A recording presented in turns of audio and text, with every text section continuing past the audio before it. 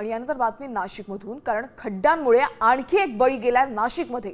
Ambad MIDC मध्ये truck आणि दुचाकीचा चिखलामुळे अपघात झालाय आणि यात निलेश कोतकर नावाच्या एका व्यक्तीचा दुर्दैवी मृत्यू झालाय।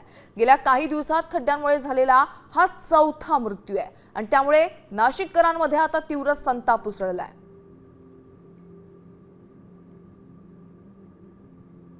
सरकारमुळे माझा पोरगा गेला, खड्डे करून ठेवले जागोजागी, लोकांना जायला रस्ते नाही ठेवले, तिकडून तिकडून लोक कसे बी जाण्यासाठी गाड्या करतात। कोणी मेल्याने माझ्या पोराला उडवलं, काय केलं आम्हाला काहीच माहिती नाही।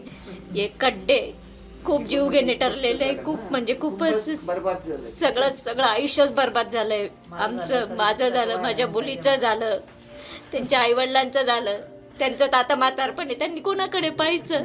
याची भरपाई काही सरकार देणार आहे का? काही कोणी विचारायला येत नाही, काहीच नाही, कोणालाच काही पडलेली नाहीये।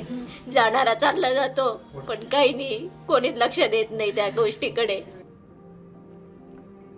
तर नाशिकमध्ये खड्ड्यांमुळे कधी आणि किती बळी गेलेले आहेत पाहूयात।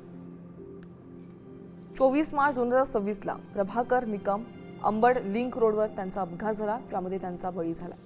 6 जून 2026 ला प्रवीण गायकवाड यांचा देखील खड्ड्यामुळे मृत्यू झालाय। श्रमिक नगर भागामध्ये हा मृत्यू झालाय।